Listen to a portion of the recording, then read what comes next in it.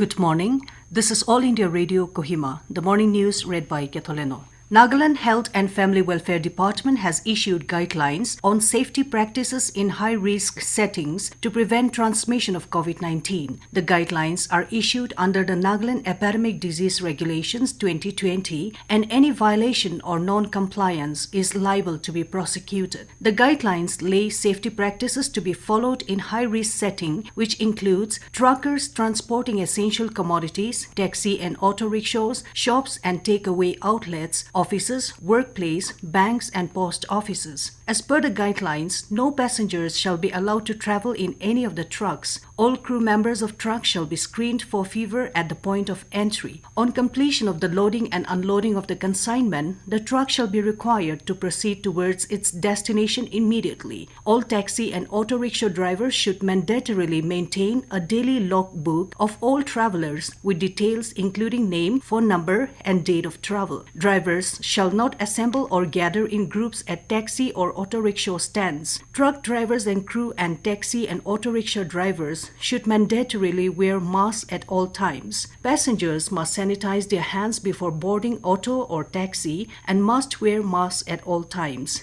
The guideline directs that all offices, to the extent possible, should opt for webinars or video or audio conferencing using various software for online meeting and appointments.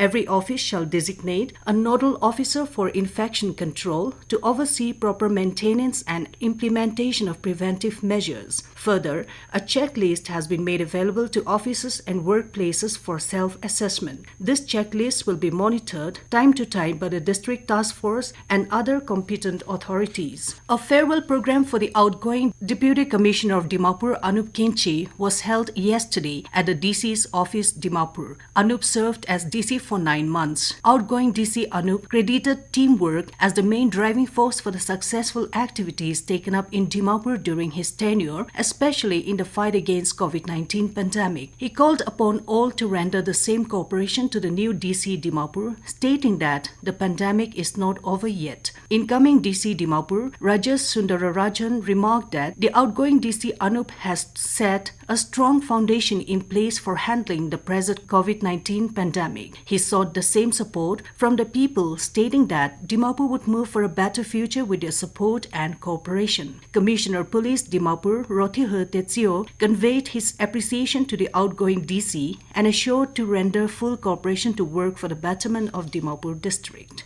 Nagaland government issued SOP for home isolation of asymptomatic COVID-19 cases which come into immediate effect. Principal Secretary Home, Abhijit Sinha, in a briefing yesterday said any patient who is clinically assigned as an asymptomatic case by the treating medical officer and is not an immunocompromised patient may apply for home isolation. A single bedroom with proper ventilation is mandatory for home isolation, and there should be preferably an attached bathroom. The patient may apply to the district surveillance officer with a copy to the village council or town council or municipal council. He said a medical team will inspect the patient's house and certify that if it is fit to be used for home isolation. The duration of home isolation will be for 14 days, and if there is no symptom throughout the period, it will be followed by 14 days home quarantine. Medical Department Noklak is carrying out disinfection of Noklak town area, including marketplaces and the DC office this morning. Senior Medical Officer CHC Noklak,